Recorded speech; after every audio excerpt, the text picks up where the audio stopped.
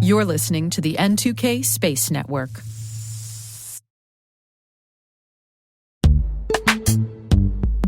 This episode is brought to you by Palo Alto Networks, the leader in cybersecurity. As AI-driven attacks increase, organizations can't afford to have network security that's stuck in the past. Discover how Palo Alto Networks can help you predict what's coming and proactively secure against it with a zero-trust, AI-powered network security platform built to secure whatever, whenever, wherever. To learn more, visit paloaltonetworks.com/network security platform.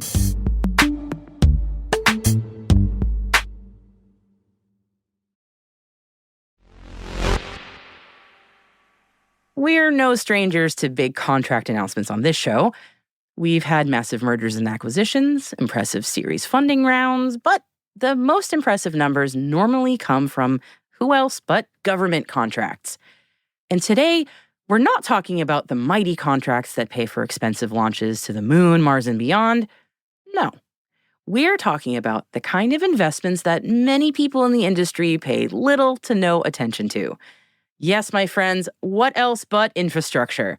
And more specifically, launch pads are about to get their day in the spotlight. T-minus 20 seconds to LOS speed rest. Go for deploy. Roger roll. Today is March 11th, 2024. I'm Maria Varmazis, and this is T-minus.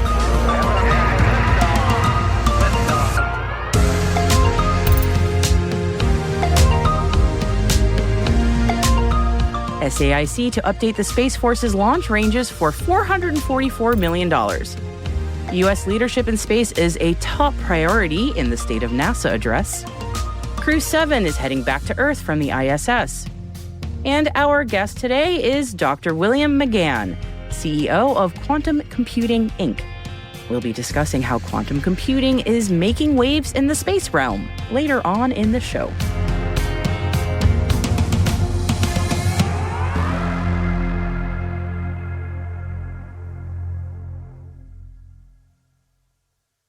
Happy Monday, everybody. Let's dive into today's intelligence briefing, shall we?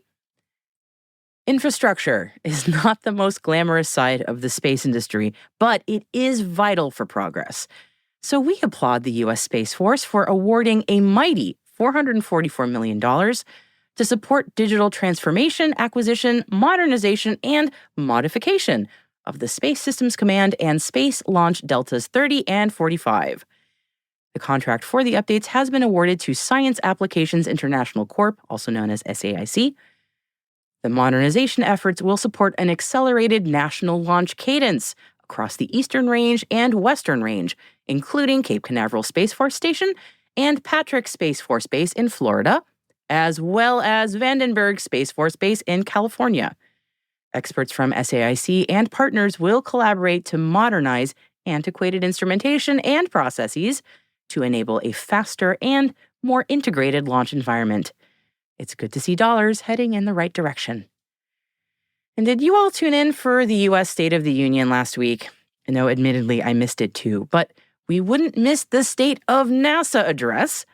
NASA Administrator Bill Nelson discussed the agency's goals for the benefit of humanity during the annual State of NASA that happened earlier today. Nelson spoke about the agency's plans for promoting U.S. leadership in space exploration, improving life on Earth through innovation, humanity's return to the moon under the Artemis campaign, and more. And our direction is the same as always, onward and upward. Every year we come at this time of year to talk about the state of NASA, and every year we do so to announce the latest budget request to the Congress. The fiscal year 24 budget, which started last October, so we're already in the 6th month of the fiscal year. It was just finalized by Congress with an appropriations bill finally passed last weekend. And the fiscal year 25 budget,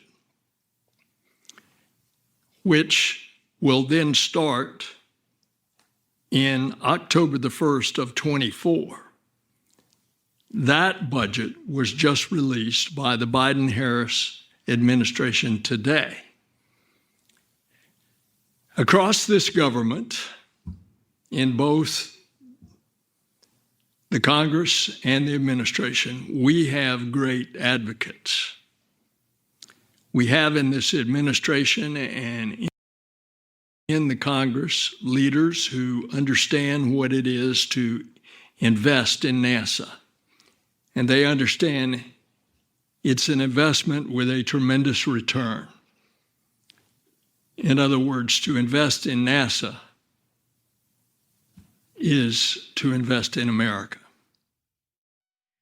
That was Administrator Bill Nelson, who touched on the budget issues that have plagued the agency during the current fiscal year.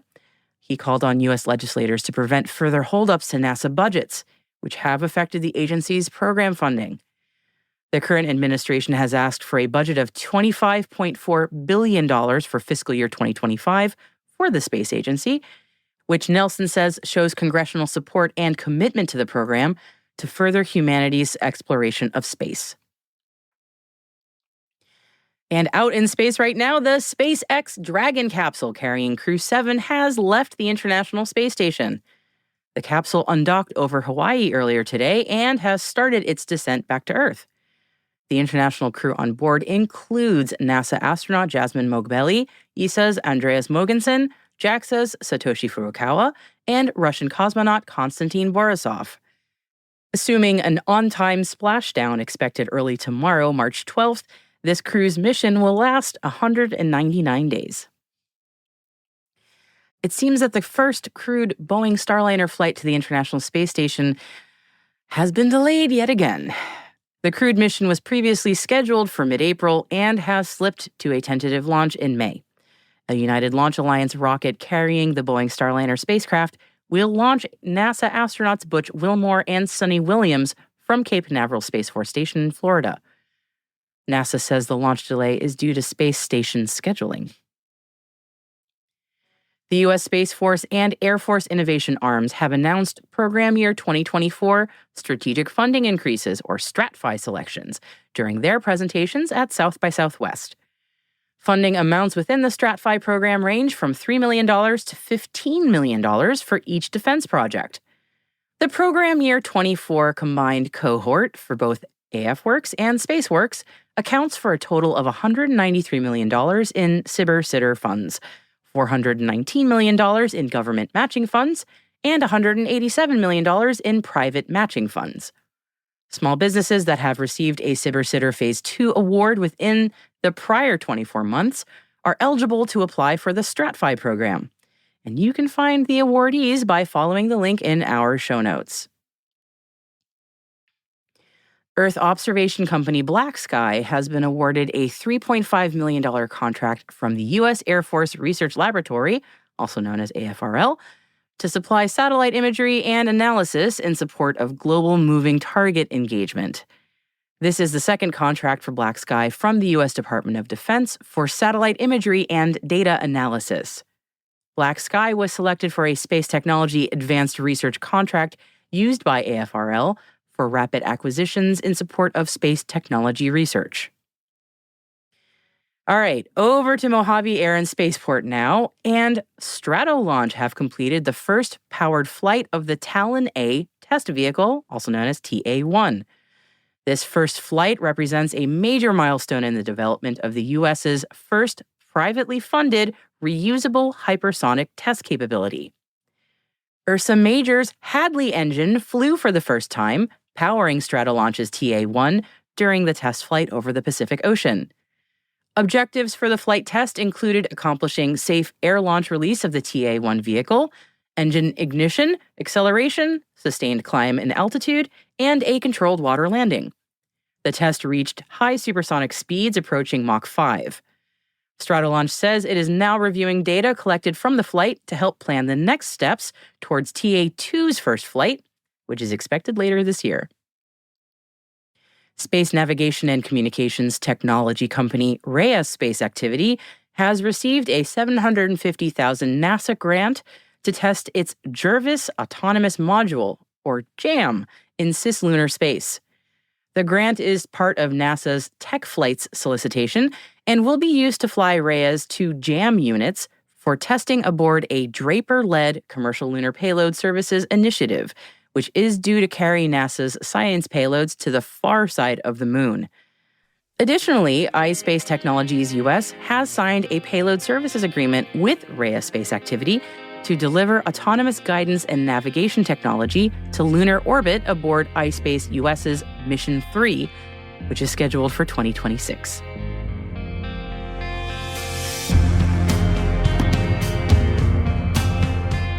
And that concludes our briefing for today. Head on over to the selected reading section in our show notes for links to further information on all the stories that I mentioned today. And as always, we have a few extras in there for you as well. One is on China's $100 billion space economy. Another's on British space inspectors. Yes, British space inspectors. And the third's on MDA's rebrand to MDA Space. Those links and more can be found on our website, space.n2k.com, and just click on this episode title. Hey T-Minus crew, every Monday we produce a written intelligence roundup. It's called Signals and Space. So if you happen to miss any T-Minus episodes, this strategic intelligence product will get you up to speed in the fastest way possible. It's all signal, no noise. You can sign up for Signals and Space in our show notes or at space.n2k.com.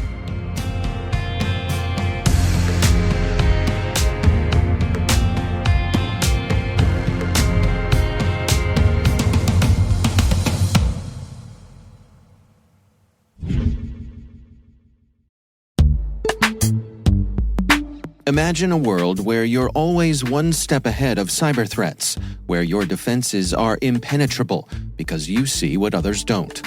Welcome to Team Cymru's Threat Intelligence Solutions. With real-time access to the world's largest threat intelligence data ocean, they enable you to turn the tables on attackers. Transform your security from reactive to proactive through accelerated threat hunting and incident response, made possible through automation. Empower your team with visibility and insights to start defending your organization like never before. Team Cymru. Be the hunter, not the hunted. Learn more at team-cymru.com/cyberwire. That's team-cymru.com/cyberwire.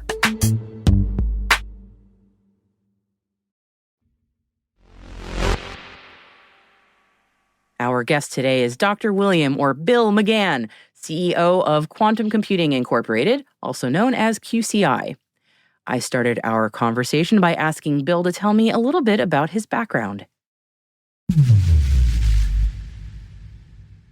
So my real deep background is that I am an experimental quantum scientist by training. My PhD is in molecular spectroscopy and physics, which is a perfect alignment with trying to make that kind of credible technology into very practical sort of product-based systems, which is what QCI is all about, to sort of bring quantum machines to the world today. So that's the mission, and we want to make these machines accessible and affordable to the world, and that's what we're here to talk about. Awesome. Thank you. Yes, that is indeed what we're here to talk about. I appreciate that intro very much. So I saw across the wire news about QCI winning a new NASA contract. Can you tell me about that? Yeah, very exciting, and thanks for that. So we've had a number of proposals and successfully funded awards with NASA. This is our fourth, as you alluded to, and they are all based on using quantum sensing that is grounded in our core technology for using optical photonics, to enhance the measurements that certain things that NASA is interested in doing. So this most recent fourth award, interestingly, is to use our new Dirac entropy quantum computer product to help optimize some of the space-based low Earth atmosphere LiDAR images. Yeah, okay. So NASA maps the world and uses LiDAR, and they want to use our quantum computer technology to help optimize that information in that data processing. So we're very excited about that, since Dirac is a newly launched platform for us. This is a very basic question, but I'm familiar with the idea of denoising images. But to me, the idea of bringing quantum computing in to sort of solve that problem is really fascinating. Like, what's the advantage there? Well, so there are a number of ways to do it. If you want to do it, so denoising an image with just the photons themselves, of course, you need to do it somewhat in real time. And we're talking about post-processing with a computer. So they're kind of different applications. In the real-time world, we have done some work with real-time sensing and denoising and optimization with the photons themselves using a proprietary and a patented technology we have called quantum mode sorting.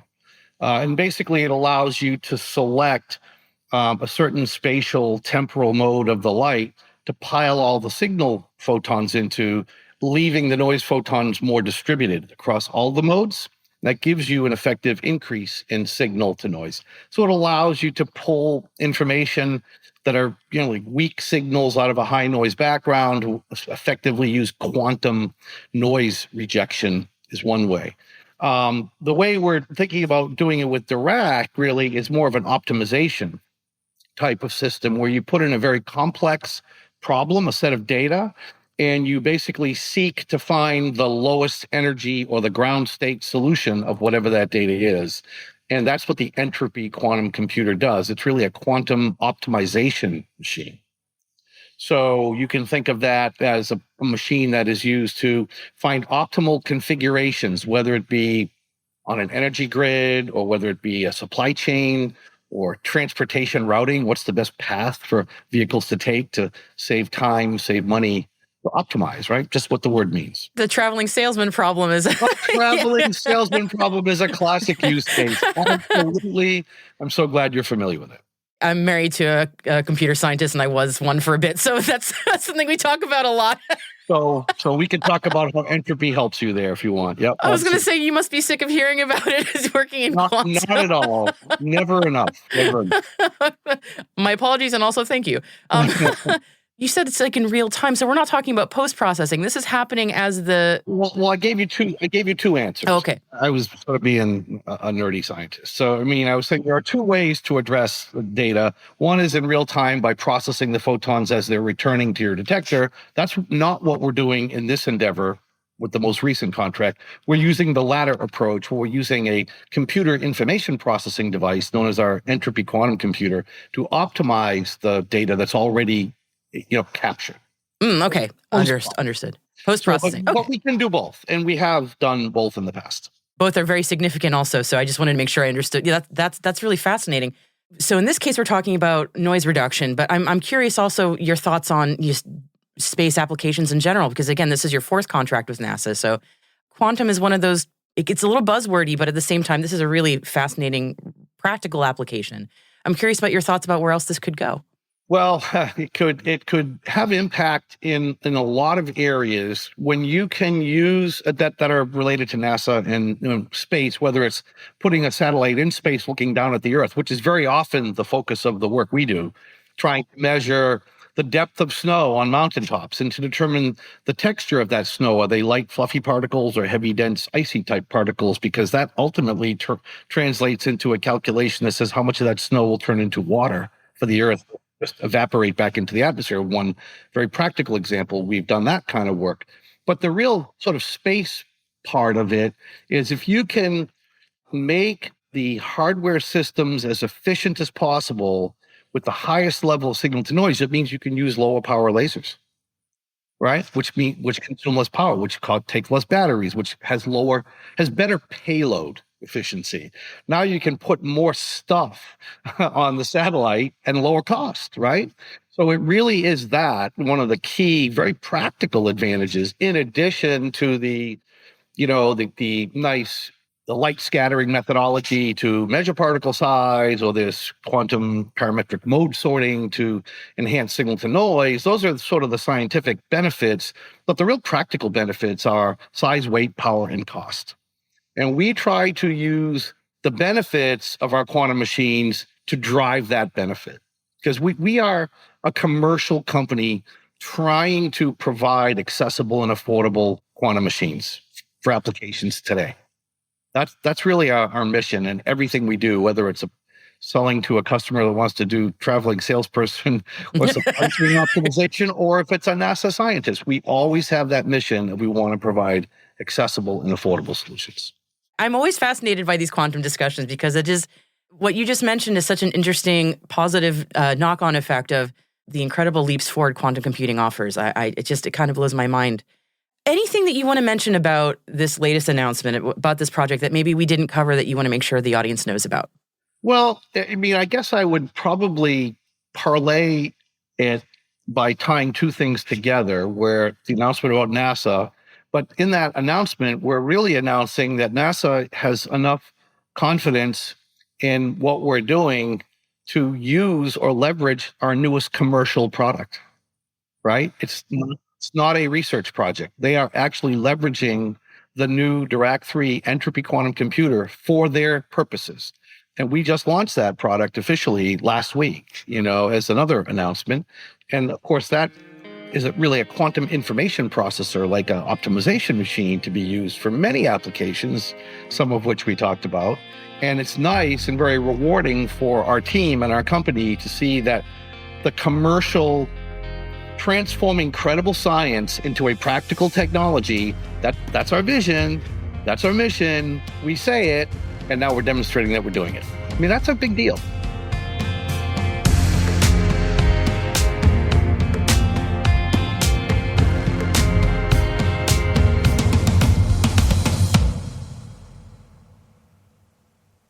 We'll be right back.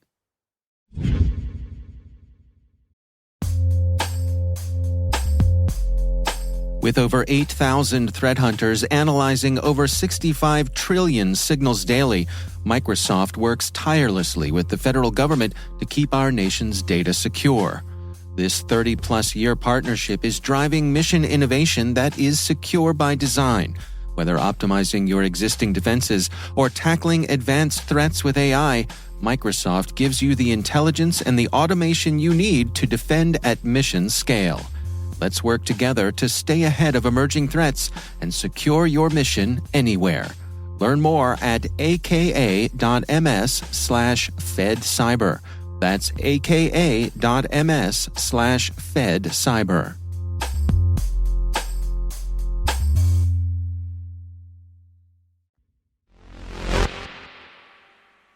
Welcome back. And the countdown is on to the April 8th total solar eclipse that's going to happen across North America. I know there are a lot of eclipse viewing parties happening in Texas, where not only will there be totality, but likely no pesky clouds to cover up the view. And for all y'all who will be in the southern cloudless region for the eclipse, yes, I am officially a wee bit jealous. As I live in the very gray and cloudy Northeast, seriously, I don't think I've seen the sun since November at this point. As exciting as a total eclipse is, I'm also not getting my hopes up. Chances are it's going to be quite clouded over here. Quite a few eclipse chasers have stories about traveling to experience an eclipse only for clouds to get in the way. One group of Canadian eclipse chasers, though, has a plan. No need to worry about cloud cover if you're above the clouds. No, they're not going on a flight to view the eclipse from a plane. Those flights are all sold out anyway. They're sending a sun-tracking telescope above the clouds via a weather balloon. Yes, a weather balloon. Not exactly the steadiest of rides, I know. This effort's being led by retired medical physicist and lifelong astronomer David Hunter.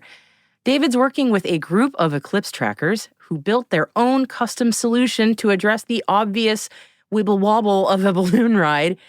For one thing, the solar telescope that will be live streaming to viewers on the ground will not be aimed at the sun, but instead at a gimbaled mirror. That mirror will reflect the sun into the telescope. It sounds like a tough technical challenge, but it will be fascinating to see if and when they pull this off. David Hunter says they've tested it back in November, and everything worked as it should. So, best of luck to him and his group on this project. And we will be sure to link to the YouTube stream when it becomes available so you can see how it goes for yourself. In the meantime, to David and his group, fair winds when following eclipses.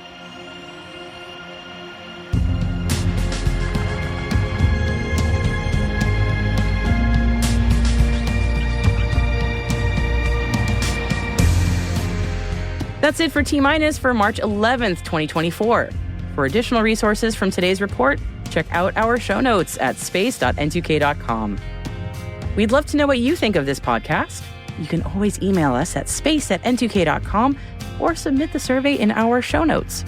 Your feedback ensures that we deliver the information that keeps you a step ahead in the rapidly changing space industry. We're privileged that N2K and podcasts like T-Minus are part of the daily routine of many of the most influential leaders and operators in the public and private sector, from the Fortune 500 to many of the world's preeminent intelligence and law enforcement agencies. N2K Strategic Workforce Intelligence optimizes the value of your biggest investment, your people. We make you smarter about your team while making your team smarter. Learn more at n2k.com. This episode was produced by Alice Carruth, mixing by Elliot Peltzman and Trey Hester, with original music and sound design by Elliot Peltzman. Our associate producer is Liz Stokes. Our executive producer is Jen Iben. Our VP is Brandon Karp. And I'm Maria Varmazis. Thanks so much for listening. We'll see you tomorrow.